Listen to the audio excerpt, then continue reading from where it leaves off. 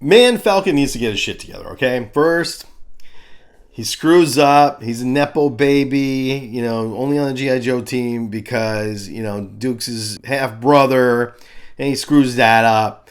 Then he clears himself up, and then he gets addicted to blow. Get your shit together, Falcon. I just watched Deke.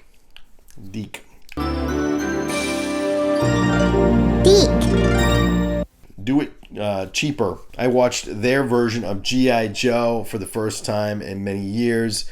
This is the Drugs Are Bad episodes of the Deke cartoon, the Headman episodes. And man, is it awesome. Not awesomely good. It's fucking awful. But it is awesomely terrible.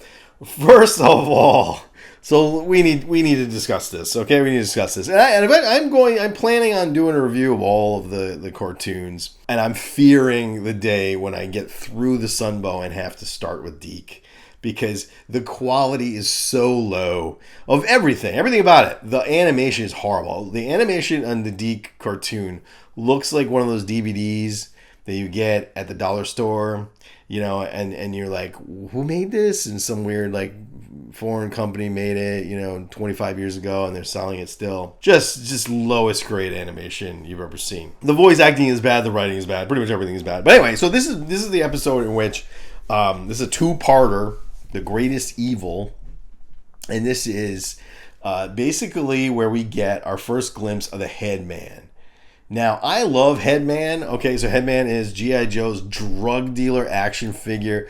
They came out with a whole line of drug dealer action figures with and a drug enforcement agency. So if you need a drug enforcement agency, you got to have a drug dealer, right? So we got, as a kid, a drug dealer action figure, and it was awesome. The Headman doesn't look like a drug dealer. He looks like a pimp. Let's just say that, first of all.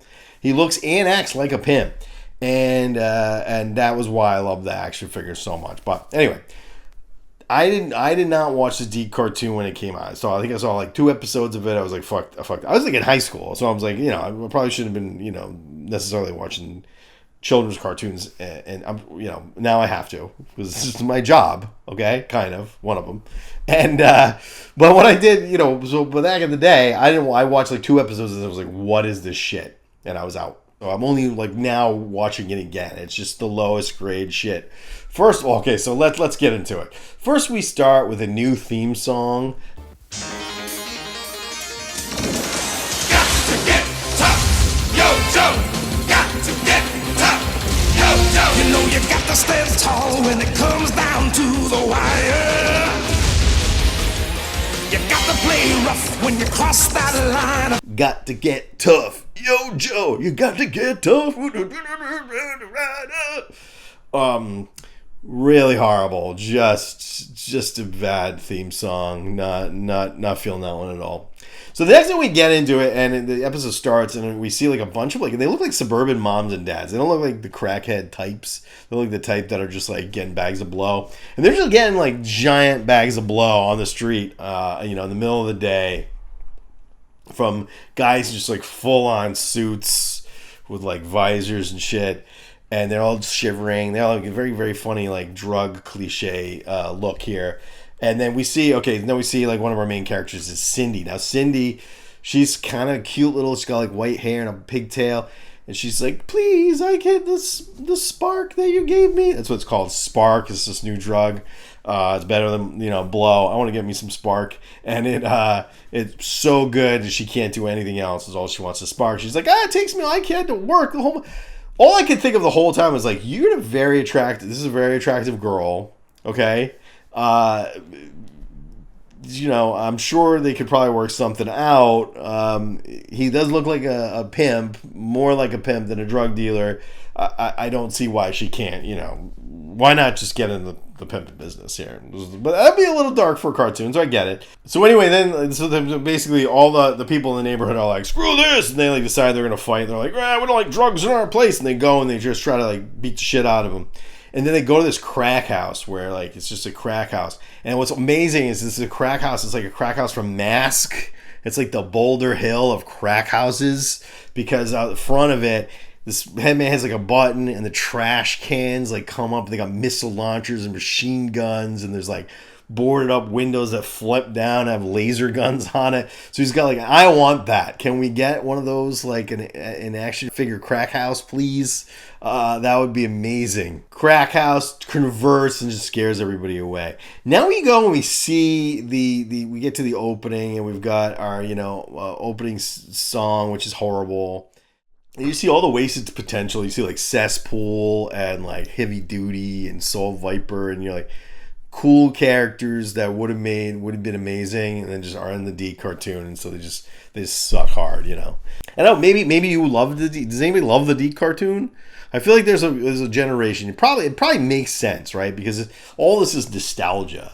So if you were like 5 when the D cartoon came out and you started watching it, you might have thought it was awesome. I was not. I was in high school, So for me, I'm like, this is dog shit. It's not as good as what I had, a few years ago, which is how everybody feels in every generation. So this probably is an old man screaming at clouds.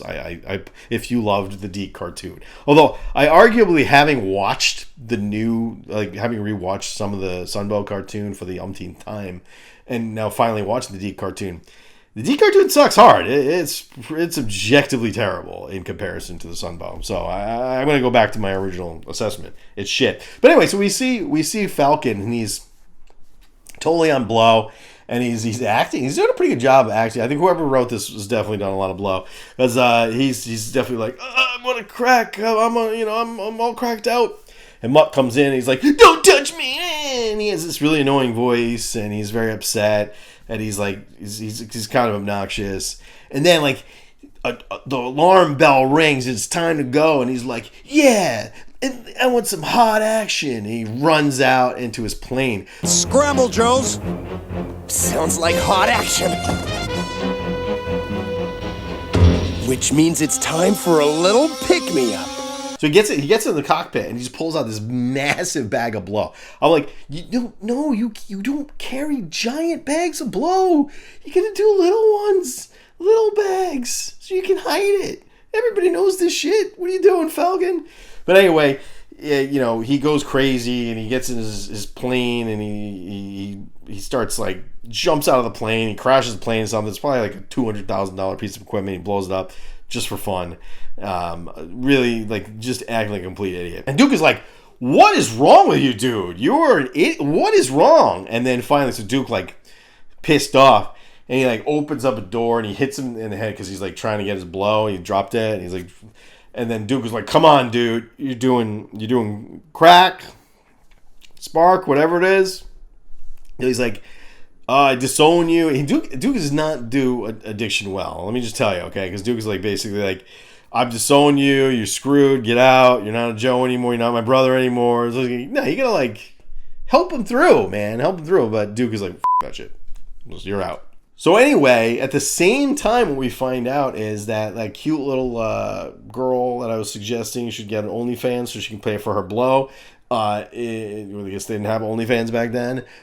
She turns out to be a Crimson Guardsman. It's actually a Crimson Guard Immortal. They call him Crimson Guard. I know it's a Crimson Guard Immortal, who basically is like, she's my sister, and she gets an overdose, and she goes into a hospital, and like, well, this is great because like the Crimson Guard Immortal is like, all right, I'm gonna go to the hospital and visit my sister who's dying of an overdose from blow. And he gets there, and he takes, like, a Cobra vehicle, right? Like, and he shows up in his Cobra.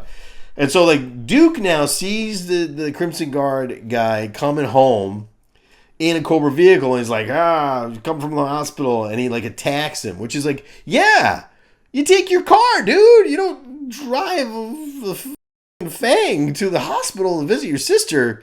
Take the Crimson Guard uniform off. So then, like, Bulletproof comes in. Bulletproof's like, hey, yeah, I did a lot of blow too, and as a teenager, I'm over it now. But I was like, I was heavy in that shit, And he's just like, I get it, man, I get it, but you can't be doing the blow. I'll put you in a program, rehab, you'll be okay. And he's like, tell me your story. So Falcon's like telling him a story. He's like, yeah, so it was awesome. I started doing Spark, and then it like I wanted to be a better Joe. It gave me an edge. It made me like stay up all night and fix equipment. I stayed up late, working out, maintaining equipment. Like, what kind of party drug is that? That's not fun. That's not a good drug. It makes you stay up all night and fix your equipment. No, it should be like knee deep in hose, man. If you're gonna be like, if you're gonna do a lot of blow, you gotta spend your GI Joe money on serious drugs. You should be fun. You should have some fun. We should see them partying. We should see them in the club, man, instead of fixing equipment. What kind of drug is that? It's ridiculous. This episode knows nothing about drugs. Okay, I'm not saying I know anything about drugs. I'm saying this episode doesn't know anything about drugs. So then, okay, the Cobra, the CG, Crimson Guard, and Duke, they fly into each other, and then they're falling down on like on a parachute, and they're like, "Hey, tell me your story about your crackhead sister, and I'll tell you about my story about my crackhead brother." And as they fall down, they're like, "Hey, all right, well, maybe we need to team up." And so basically, the CG goes to Cobra Commander. He's like, "Hey, we got to team up with the GI Joe team because we can't have like drugs in our neighborhoods, whatever." And Cobra Commander's like, "All right, can we? Why would I care?" Because he doesn't. That makes sense to me. This is the only part of the whole episode that makes sense is that Cobra Commander's like, "No, so I don't care." But instead, he's like, "What if we steal all their money?" This is the guy's sitting on like tons of money from all the blow. So he's like, "All right, let's do it." So they team up with GI Joe and go to fight the Headman. So they go in and they invade the Headman's crack house, the Super Boulder Hill crack house, and they blow it up. But the Headman's not there anymore. He's gone to like a weird desert thing that's like the Headman's secret base. And so G.I. Joe is like, all right, we're gonna go and we're gonna team up with Cobra. We're gonna invade the Headman's base. So they go in and invade the base, and the shenanigans and heavy metal's there, and it's he's really annoying. It's kind of a lot of stupid. So then there's this really stupid scene. There's a really scene where Shockwave and the CG are like, we've got to interrogate some of these Headman soldiers, and they're like, hey, this is how we interrogate them. They're like, yell at them very loud, and then the CG is like, I'm gonna beat them, and Shockwave is like, no, you can't do that. Which is G.I. Joe. We don't do that. And I was like, what are you gonna? You're just gonna yell at them? You think it's gonna work? They're gonna work? This is ridiculous. Find out where the Headman is, where he's in this like basic base. Falcon and the crackhead girl are like infiltrating the base, and she's kind of all cracked out through the whole time. She's kind of like half asleep the whole time, and they're sneaking through the base. And finally, the G.I. Joe team invades. But then they're going to take out the Headman, and he is a character, man. He's like, first of all, he's always talking to the camera. He's always looking at the camera, and he's always like, I am the Headman. And he's a very cartoonish, Scooby-Doo, villainish voice. Everyone needs the Headman, and for a very good reason. They can't help it. He's like, I am the Headman, and he's always talking to himself. He's just talking directly to the camera like me, and like a crazy person. And it just, I don't know what's going on with him. So finally, they track him down, and they corner the Headman. They're going to take him down, and the Headman, he pulls out a hose. There's a hose of spark. It's like he's just going to overdose everybody. He's going to spray hose them with crack, cocaine, whatever spark is. I imagine some sort of crack, some sort of super crack. That's my guess is the idea. But anyway, so he's gonna super crack the whole G.I. Joe team, and he's ready to die to do it, dude. He's evil. He's an evil dude, and so he turns on the hose.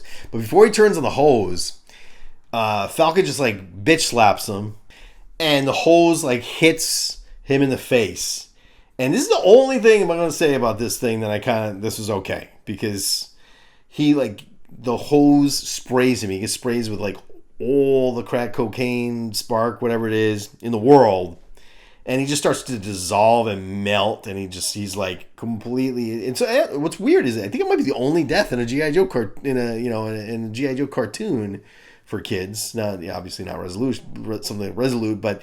I think it's a horrific death. He's just like dying horribly, melting, just on this horrible overdose. It's just a really gruesome death. It's really disgusting. Okay, so it's good for that one thing that it actually got, finally a death in G.I. Joe. Nobody parachuted. He didn't parachute out. There's not a moment where he's like, okay, never mind. They gave me the drugs so I can, get over my overdose. Now he's fucking dead.